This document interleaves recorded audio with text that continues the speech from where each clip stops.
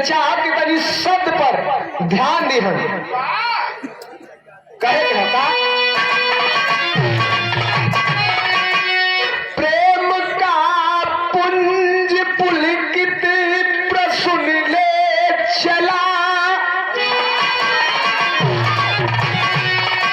मंद मकरंद मधुहो बहकने लगा नित कली को अली चाह से घूरता लेकर खुशबू गली में बहकने लगा बागवा इस नजाकत से अनजान था हो के देखो फनिद्रा में सोता लुप्त भरपूर उसका उठाया अली उसकी छवि से नयन नीत धोता रहा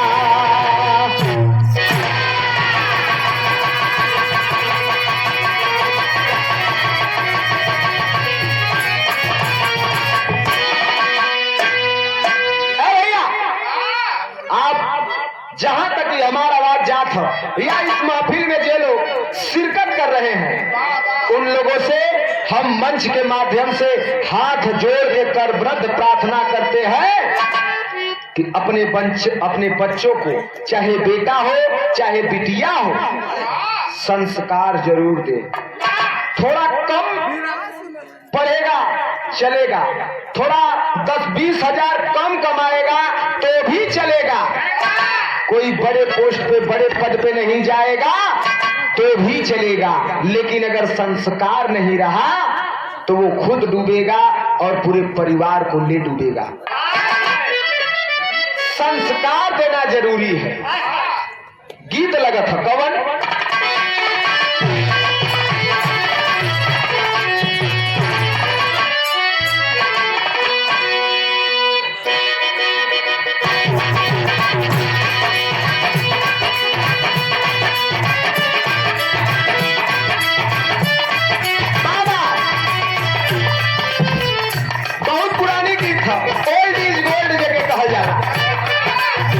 दुनिया बनाने वाले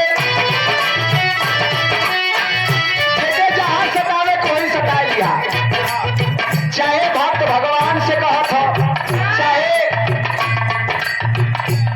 मुसलमान भाई लोग अपने अल्लाह ताला से कहत हुए, चाहे सिख समुदाय के लोग वाहे गुरु से कहत हुए। दुनिया बनाने वाले क्या तेरे मन में समाई, काहे को दुनिया बनाई, काहे को दुनिया बनाई, दुनिया बनाने वाले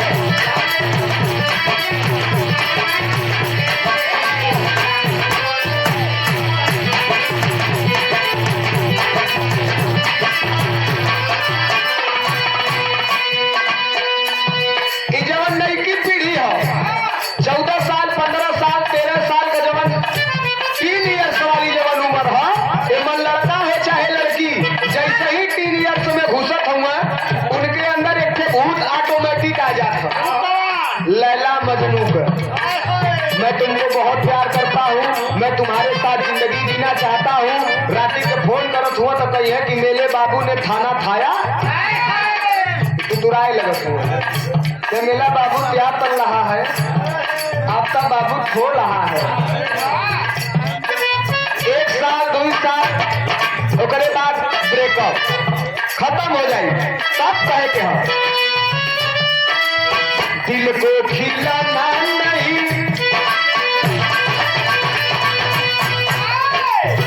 दिल को खिलाना नहीं, समझ जाई टूटी, लाखों जतन से नहीं टूटी।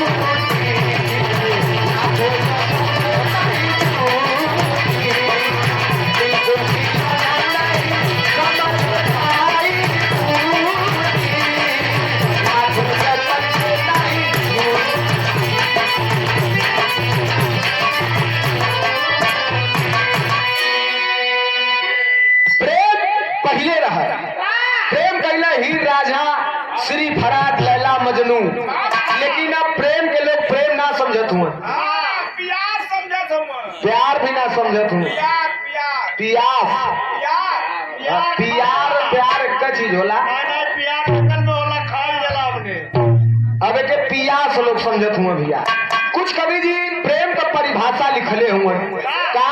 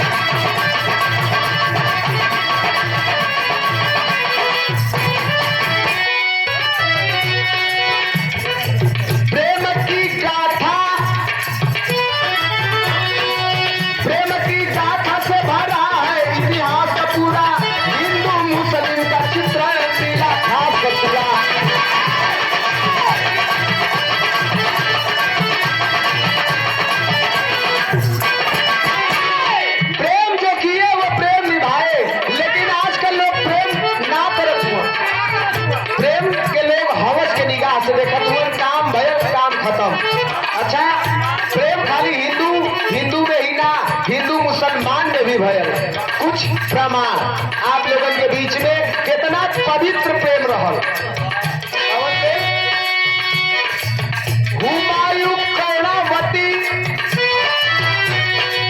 हुमायूं कर्णावती का ये नजीर देखो, हुमायूं कर्णावती का ये नजीर देखो, राखी की लाज रखा राजा संग वजीर देखो।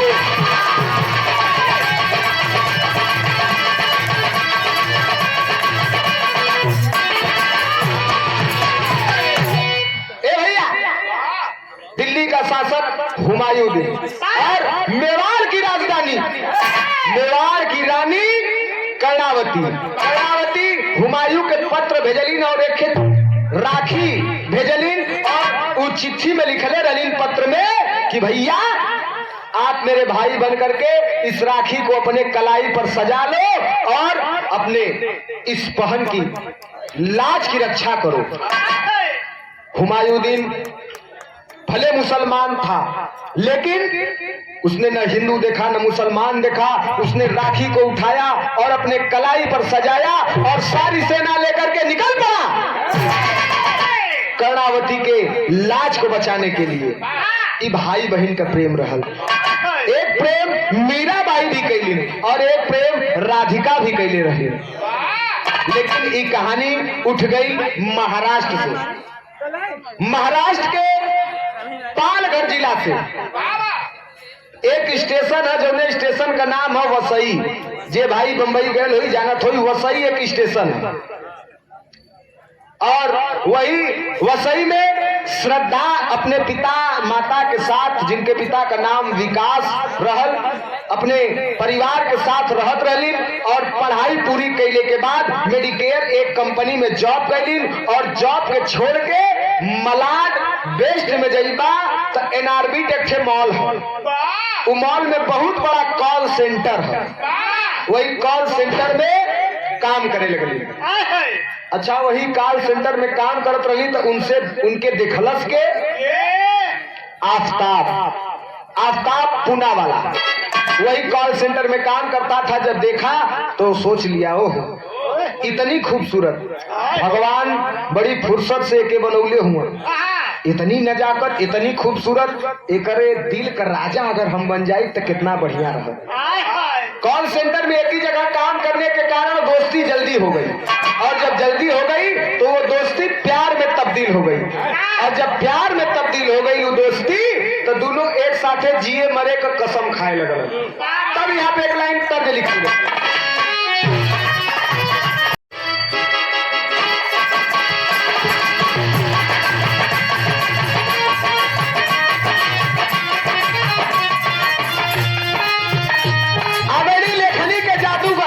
हमारे गुरुजी श्री गीत हो जो कि फिल्म फेयर अवार्ड में भी चल गई है। कीर्ति राज गौले शुरुआत में के गौले रही है। बढ़िया दयावत किया के प्यार कोई रतिया रतिया पहाड़ तीन भोई चल गल राजा तोर कतल तोड़ के चल गल राजा तेरे कतल तोड़ के मीरा ले गई राजा के भाग के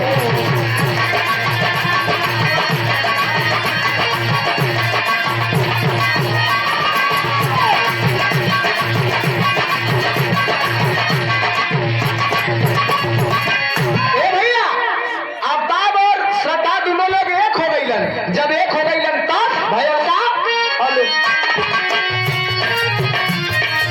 श्रद्धा के सरदाना जग में पुरारी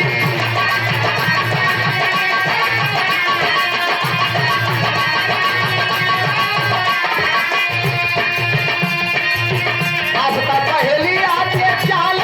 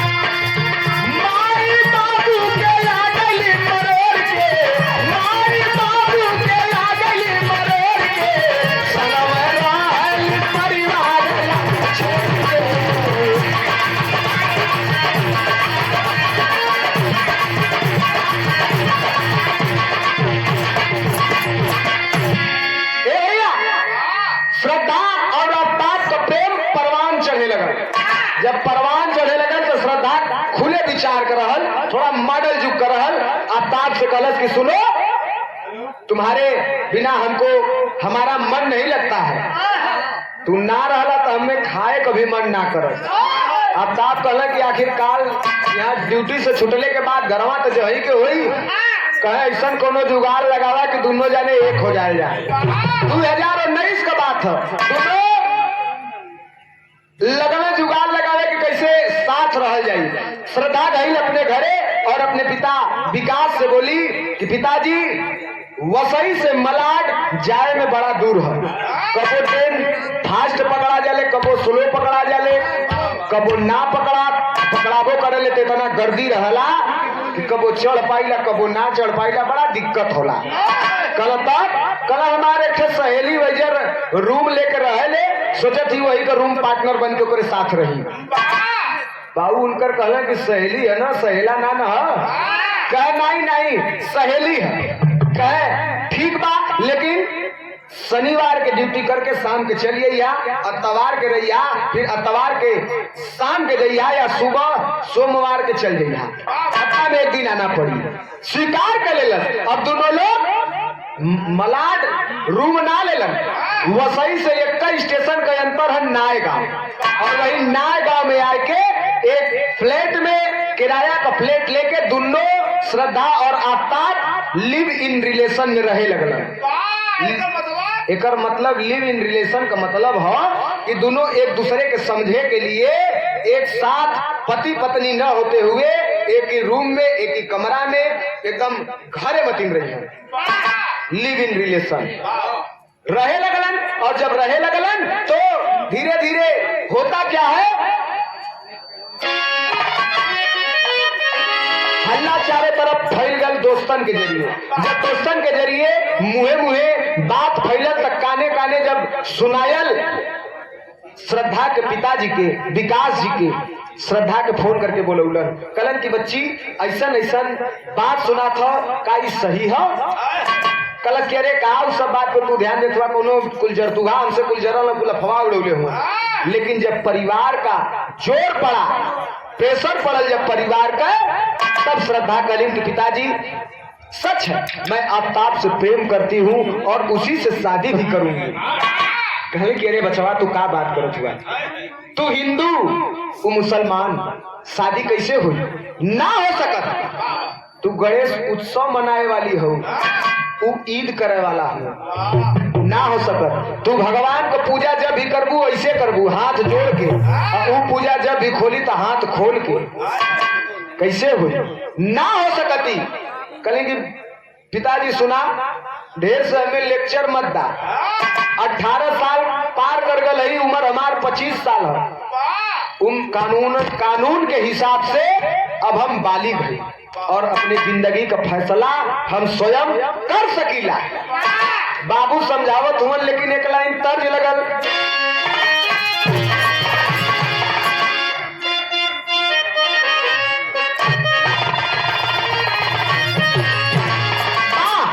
तर्ज बड़ा पुरान है लेकिन पुरनकी में मजा भी बहुत हो। कौनो लड़का कौनो लड़की के देखलस, जब देखलस तो उ लड़किया से कहलस का कि गोरिया हो, अरे गोरिया रे तिजुरिया कहवा गिरी, गोरिया रे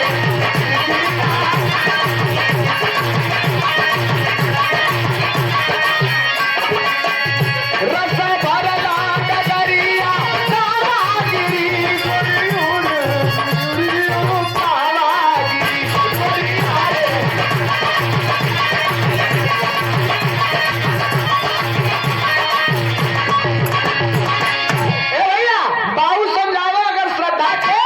बाबू का बात श्रद्धा के कैसन लगा था? अरे बाबू के बचनिया जहर लगे,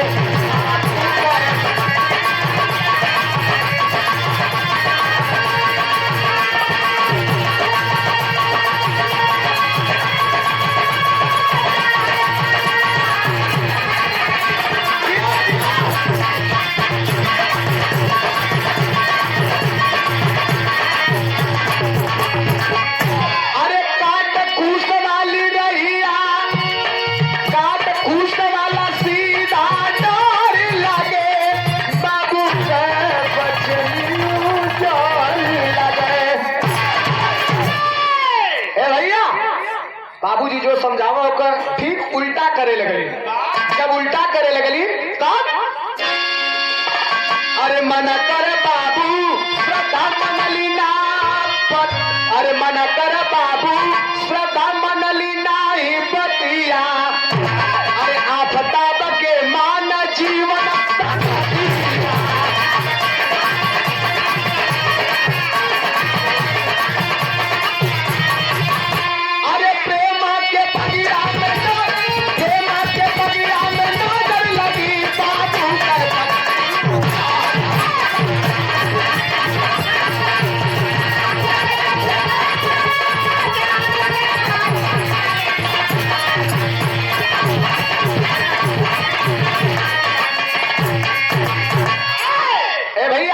बाबू जो बात समझावे ओके श्रद्धा एकदम माने से साफ इनकार कर गई और जाकर के कलश के पिताजी अब हम अपने जिंदगी का फैसला लेवे लायक है, आप अपन काम देखा।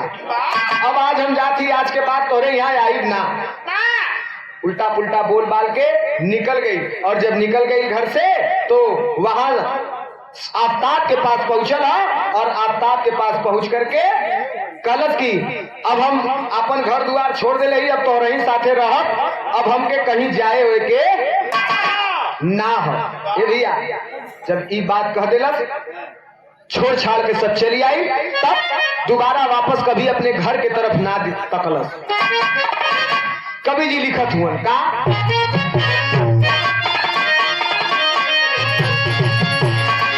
परिंदा बुल्लू गुरु बड़ा प्यार से के कहा तनी से बाबू बुल्लू गुरुजी वाली झलक हो।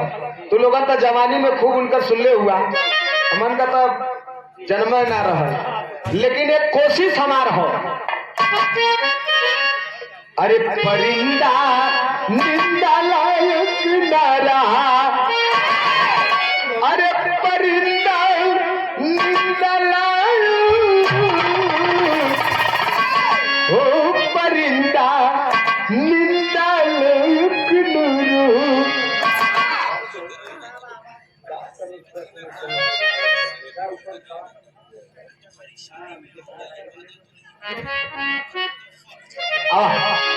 परिंदा निंदा लायक ना रहा, अरे परिंदा निंदा लायक, ओ परिंदा निंदा लायक ना रहा। कलंकित किया प्यार को पाती नीच परिंदा निंदा लायक ना रहा।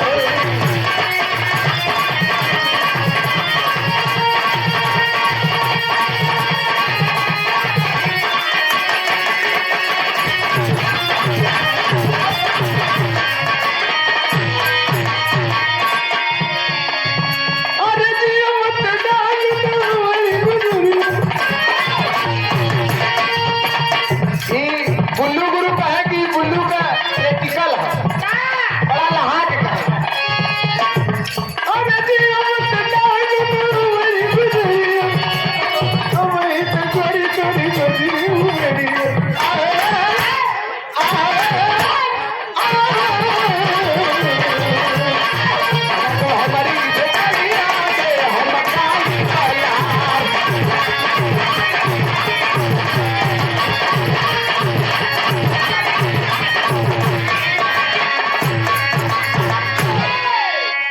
आग लगो हमारी झोपड़िया में। कलंकित किया प्यार को पापी नीच दरिंदा, परिंदा निंदा लायक ना रहा। मतलब निंदा से भी नीचे हो गई, निंदा के भी लायक ना। ए भैया होता क्या है, कब तक लोग रहलन लिव इन रिलेशन में, अरे 2 साल बीतले,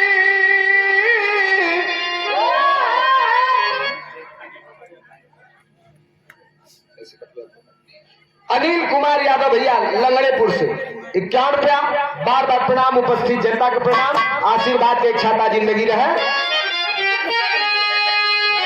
अरे 2 साल बीतले तब बंबई शहरिया,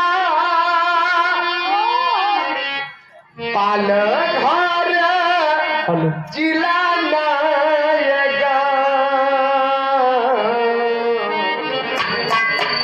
कोरोना महामारी में माई चल बसली, उठी गयल अचरा के छान। ए भैया 2 साल तक नाय गांव में, पालघर जिला नाय गांव में आफ्ताब और श्रद्धा 2 साल तक लिव इन रिलेशन में बितौलन। और जब कोरोना काल या लॉकडाउन लगल तो वही समय लॉकडाउन पीरियड में श्रद्धा का माता गुजर गई, स्वर्गवासी हो गई।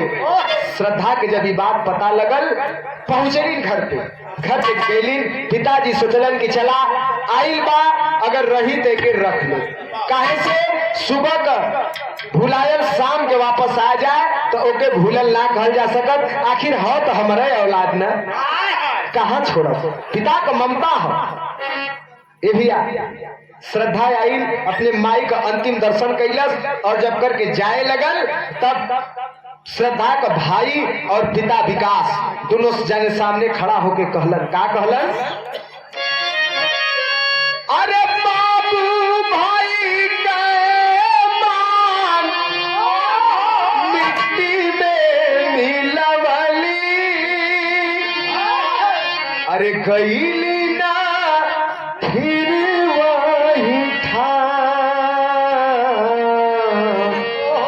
गईली ना फिर पिता और भाई जब रोके लगलन तो कलन के सुना, हम तो से जवन कहले रही तवन सही है, हम तोरे के यहाँ लौट के ना आई। और सुना, हम यहाँ पर खाली अपने माई का अंतिम दर्शन करे के लिए आए, काहे से कि इनके तन से हम जन्मल है, हमारे माई है।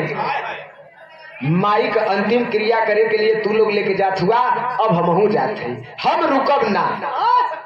बहुत समझौलन उनका पिताजी, लेकिन ना मनलिन, लौट के चल गईलिन। जब चल गईलिन तो भयल का दिल्ली राजधानिया, अरे नौकरी के नया लेके चा, नौकरी के नया लेके चा।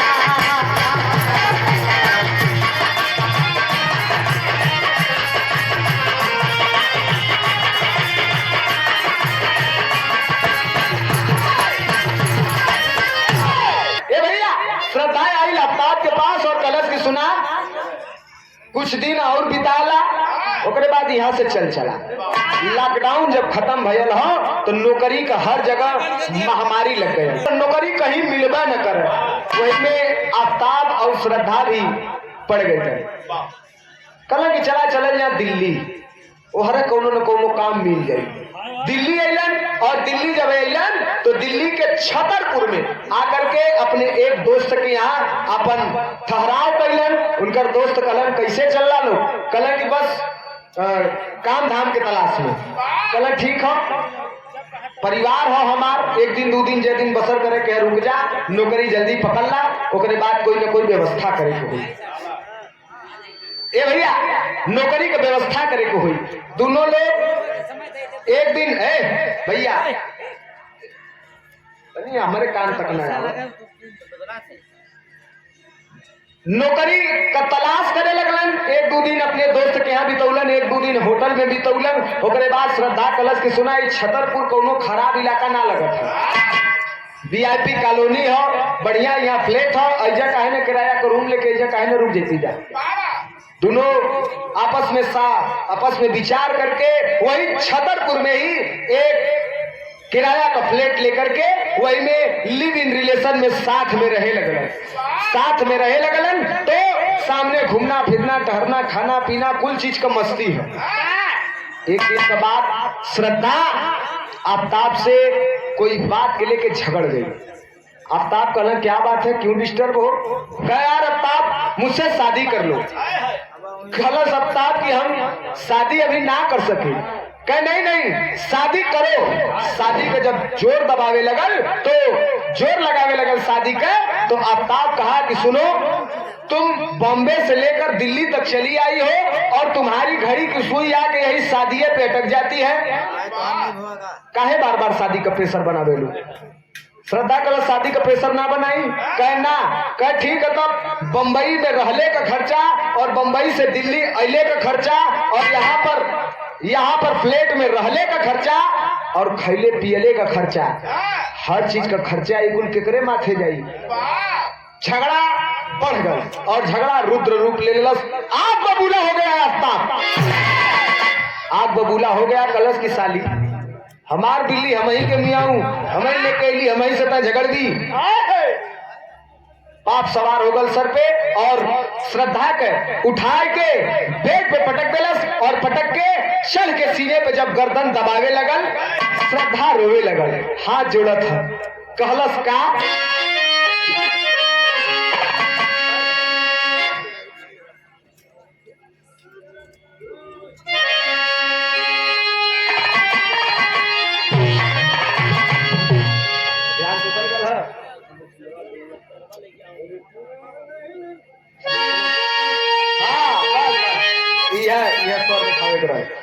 देखा विदेशिया भिखारी ठाकुर जी के मशहूर हो और भिखारी ठाकुर जी का जब नाट्य प्रस्तुत हो मंच पे तो उमन ई गीत उलोगन गावे और बहुत बढ़िया से एक रूपांतरण करे। क्या गावे?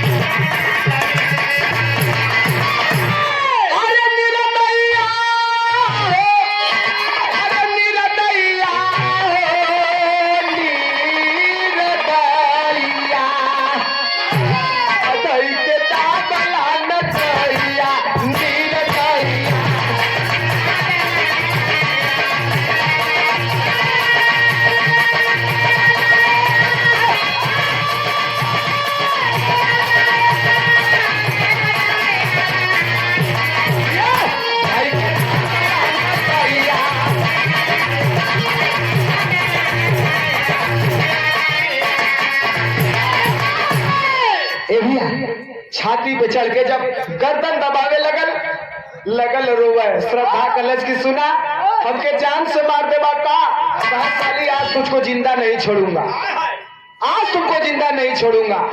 दिमाग खराब कर दी है एकदम से। कलश की सुना हमके मारा मत, हमके मत मारा, शादी का दबाव बनावत ही यही से हमके मारत हुआ, खर्चा के लिए झगड़ा करत ही ऐसे मारत हुआ। तो सुना आज के बाद तो के हम कुछ ना कह, एक हमार बात सुन ला। का कहला? अरे श्रद्धा कहेल की दबाव ना बनाई,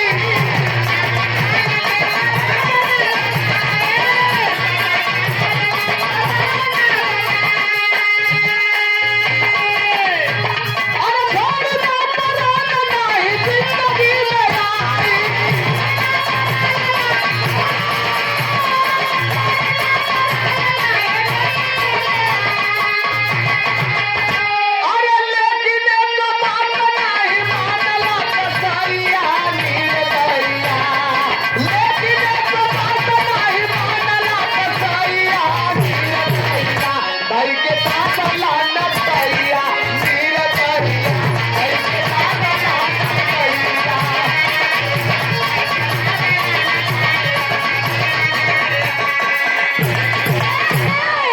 कलश की सुना अब तो के हम शादी का दबाव न बनाई, खर्चा भी ना मांगब, हमके छोड़ दा, हम यहाँ से चल जाओ, दोबारा तोहरे जिंदगी में हम ना आई। हमार बाबू समझौलन, माई समझौली, पूरे परिवार से हम दुश्मनी मोड़ ले ली तोहरे लिए, अपने संगी दोस्तन के छोड़ देली तोहरे लिए, पागल रही हम, छोड़ दा, अब हम तोहरे जिंदगी में दोबारा न आई। लेकिन बात को नहीं माना और गर्दन थोड़ा चाप के जब दबा देलस, वही श्रद्धा का प्राण तन से निकल जाए। प्राण पखेरु जब उड़ जाले तब एक काम और करेला। का करेला?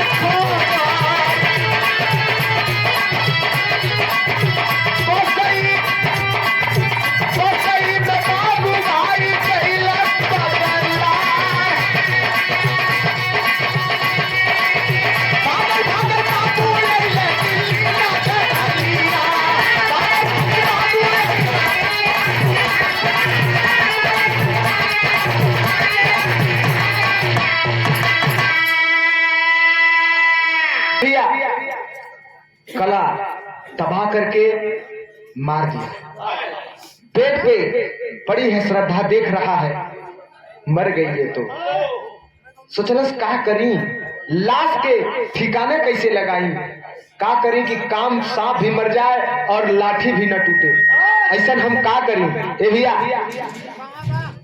घर के बाहर आए के ताला मार के घर के बहरे गए और जाकर के एक दुकान से फ्रिज खरीदा और फ्रिज खरीद के जब वापस आवे लगल यूट्यूब से कुछ जानकारी हासिल कैलस सबूत मिटावे के लिए, तो एक वैक्यूम क्लीनर लेला, गंध न आवे, बदबू न करे लाश, ओकरे लिए सेंट अगरबत्ती इतर लेहलस और कुछ लिक्विड जो कि शरीर पे लगाया जाए थोड़ा नरम रहे, मसाला वसाला ऐसा कुछ लेके और एक आदि लेकर के आयल घर के अंदर। बियर दारू सब ले रहे, पहले भरही के पियलस, अब पी के जब बुत भयल तब बैठ के। आप लोग बताइए, एक आदमी के अगर खाली गर्दन, हाथ, गोड़, पेट, पीठ अगर काटल जाए तब भी 7-8 टुकड़ा में कटल जाए, लेकिन वो दरिंदा उस श्रद्धा के लाश को 35 टुकड़ों में विभाजित किया। पहले चढ़ के गर्दन कटलस, हाथ कटलस, पोटी बोटी काट के टोटल 35 टुकड़ा कैले के बाद फ्रीज लगा के एक काला प्लास्टिक में रख के एक थैली में अलग अलग रख के जो काटल श्रद्धा का डेड बॉडी है वही फ्रीज के अंदर रख देलस, मसाला लगा देलस कि खराब न हो और सेंट अगरबत्ती छिड़क देलस। खून के मिटावे के लिए धो धा के वैक्यूम क्लीनर से साफ करे लगल और घर के अंदर कटले के बाद एक रात वही घर में रहल, जो खाना रखले रहल ओके खैलस और रात के जब 2 बजे तो फ्रिज से एक थैली निकाले और छतरपुर के पास महरोली जंगल में जाके एक थैली फेंक के चली आवे। कोई के शक न हो, कितना बड़ा वो सातिर था, किसी को शक न हो, इसलिए पीने का पानी से लेके चाय तक का ऑर्डर ऑनलाइन करे। एक जने के ना 2 लोग के, खाना भी ऑर्डर करे तो 2 लोग के, चाय भी ऑर्डर करे तो 2 लोग के, ताकि यहाँ पर कोई के शक न हो कि यहाँ पर सिर्फ एक ही आदमी रहता है। अगर पार्सल वाला बाहर भी जाए, अगर केहू पूछ दे तब वो कहे कि ऑर्डर 2 लोग कर रहा है। बहुत बड़ा सातिर था। लाश को बारीकी से काटे में एक बार भी उसने हिचकिचाहट नहीं किया, कारण कि वो मांस काटे का ट्रेनिंग ले ले रहा, जहां पे कुल बकरा और मुर्गा काटल जाला। छुरा कैसे चलावे के है, कैसे काटे के, एक एकदम उनके भली भांति ज्ञात रहल। काट के 2 बजे रात के निकल के जाए 18 मई की रात 2022 18 मई की रात उसके श्रद्धा के जीवन की आखिरी रात साबित हुई। भैया धीरे धीरे धीरे धीरे दिन बीते लगल। यह श्रद्धा का जो फ्रेंड रहलन, इंस्टाग्राम, फेसबुक, व्हाट्सएप, ट्विटर के जरिए मैसेज करे, लेकिन मैसेज का कोई जवाब नहीं आवे। फोन करे लेकिन केहू फोन न उठावे। फिर कुछ दिन के बाद मोबाइल स्विच ऑफ आवे लगल। पिताजी भी देखलन कि हमारे बिटिया के कोनो अपडेट सोशल मीडिया पे ना आवत है, फॉलो करत रहलन। भले गलती की है, लड़का जांग के अगर गंदा कर दे तो जांग काट के ना फेंकल जाए। लत के चक्कर में पड़ के गलती जरूर की, लेकिन भैया पिता अपनी बेटी को फॉलो करता था, रोज उसके अपडेट्स को देखता था। 6 महीना हो गए हो, अभी तक श्रद्धा का कोई अपडेट ना आयल, न तो इंस्टाग्राम पे, न तो व्हाट्सएप के कोई डीपी चेंज भयल हो, न तो फेसबुक पे हो। परेशान होके भागल बंबई से छतर दिल्ली अलन और दिल्ली आकर के FIR लिखवौलन। धीरे धीरे खोज छानबीन चालू भयल। जब छानबीन चालू भयल तो पकड़ैलन। कैसे पकड़ैलन?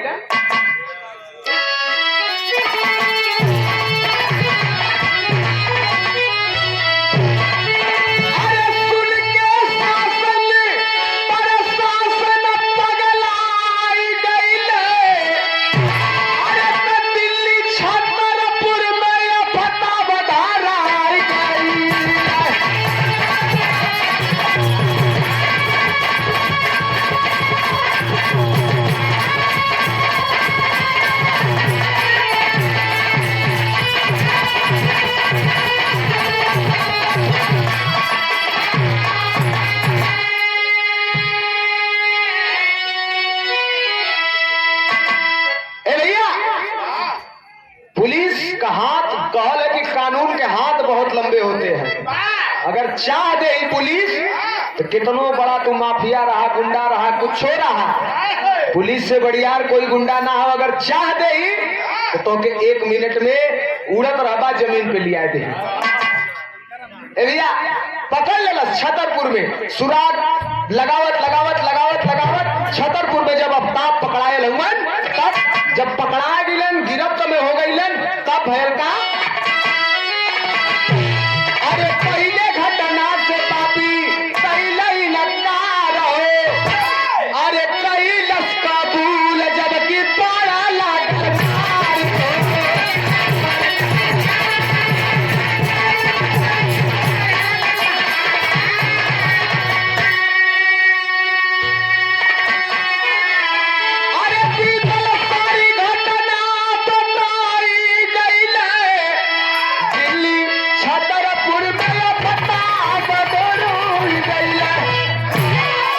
पुलिस जब पकड़लस, कलश की गिरफ्त में लेके जेल में जब आई थाने पे, तो कलश की श्रद्धा कहाँ है? कलश कौन श्रद्धा? तले तो खींच के एक पड़ाका रसीद कईबा कैलस, धार से कुर्सी पर से गिर गल। कलश साहब जाना थी बतावत थी। कल बताओ कहे कि आज के 6 महीना पहले हम घूमा गली आउटडोर, और वो आउटडोर से जब घूम के ली जा तो कुछ खर्चा उर्चा के लेके हमारे में बहस हो गल, झगड़ा हो गल रहल, और श्रद्धा नाराज होके घर से निकल गई। कहलिन कि अब हम तोरे लेके दोबारा आई बोल नहीं, तू अपन देखा हम अपन देखो। तब से वो कहाँ गई हमके ना पता। दरोगा साहब कहला कि साला अभी भी झूठ बोल रहा है। उनके बकायदे लौटाए के जब पुलिस का डंडा जब सटसट चले लगल तो लगला कहे या अल्लाह रहम कर बंदे पे, कहला या अल्लाह रहम कर बंदे पे। और कहला कि सर रुकिए मैं बताता हूँ, अब सब बताता हूँ, अब मत मारिए, अब मरबा तो जान निकल जाएगी। रुक गई लोग। बताओ कहला कि श्रद्धा हमारे साथ ही रहती थी। हाँ, आई किल्ड हर, मतलब मैंने श्रद्धा को मारा है। मारे हो? कैसे मारे हो? सारी घटना के एक करके समझावे लगल कि शादी का जोर करत रही, हमरे पे दबाव डालत रही, खर्चा के लिए झगड़ा हो गल, और यही कुल देखते हुए पहले गला दबा के मार देली, और पता नहीं उसका जबान तनिक भी नहीं लड़खड़ाया, साफ साफ बता रहा था कि गला दबा के मारने के बाद 35 टुकड़ों में उसको विभाजित कर दिया। और फ्रिज खरीद के लाया, वैक्यूम क्लीनर लेकर आया, कुछ सेंट अगरबत्ती लेके अली कि महके ना, वही फ्रिजवा में रखले रही। रोज रोज एक थैलिया 2 बजे रतिया के निकली और महरोली के जंगलवा में फेंक के चली आई। पुलिस कलश की मारे क्यों? नहीं अच्छा लगता था तो उसके साथ ब्रेकअप कर लेते, छोड़ देते, वो अपने रास्ते रहती, तुम अपने रास्ते रहते, कम से कम जिंदा तो रहती। कलश की साहब एक बात और सुन ला, श्रद्धा हम पे हमेशा शादी का दबाव बनावे, लेकिन हम उसे शादी कैल ना चाहत रही। लेकिन एक बात और सही हो कि हम उसे शादी कैल ना चाहत रही, लेकिन ओके हम छोड़ के रह भी ना सकत रही। मतलब कि हम ओके छोड़बो न करब, अब बियाहो न करब। कल साले मार दिए। कहे हाँ, लड़की हो चाहे लड़का, संस्कार जरूर दीजिए। अगर संस्कार रहेगा तो खुद परिवार के खानदान को लेकर के आगे बढ़ेगा। पहले अफगानिस्तान, बांग्लादेश, पाकिस्तान, ईरान, इराक में हिंदू भाई लोग चाहे लड़की हो चाहे लड़का काटल जात रहलन, लेकिन अब तो हिंदुस्तान में भी बेटियां काटी जा रही है। सरेआम इज्जत नीलाम हो जा रहा है, कोई बोलने को तैयार नहीं है। याद कर लीजिए, द्वापर युग में महाभारत का लड़ाई सिर्फ इसलिए हो गया था क्योंकि द्रौपदी की लाज की बात आ गई थी, और 100 भाई कौरव कृष्ण भगवान के देखरेख में संरक्षण में 5 भाई पांडव मार गिरौलन। त्रेता युग में राम रावण की लड़ाई क्यों हुई? क्योंकि सीता के इज्जत की बात आ गई थी। आज कलयुग में इज्जत सरेआम नीलाम हो जाता, कोई बोले वाला ना हो। अगर बोलहू वाला कोई हो तो उनके ई डर हो कि अगर सनातनियों के साथ अगर हम बोलेंगे तो हमारी कुर्सी छीन सकती है, इसलिए सब चुप है। मैं ये नहीं कहता कि आप बदला लीजिए, नहीं, बदला मत लो, बदल लो। अपने बच्चों को संस्कार दो, अच्छी शिक्षा दो, अच्छी तालीम दो। इसी के साथ हमार एक समझौता हो कभी का अरे हर बेटी बहन से यह बात जोड़ी, अरे ऐसा ले आशिक के दिलवा दिया मत छोड़ी।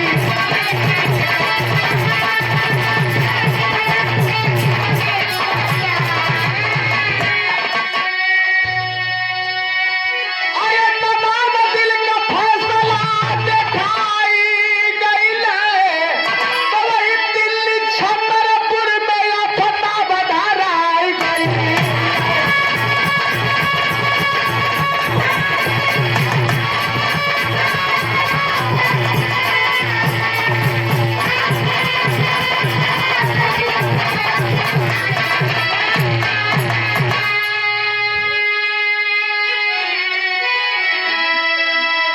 गुरु बिहारी गुरु गणेश रामदेव चंद्रिका सानी राज नारायण कवि नरेश राम खेलावन पुजारी को दुनिया जानी।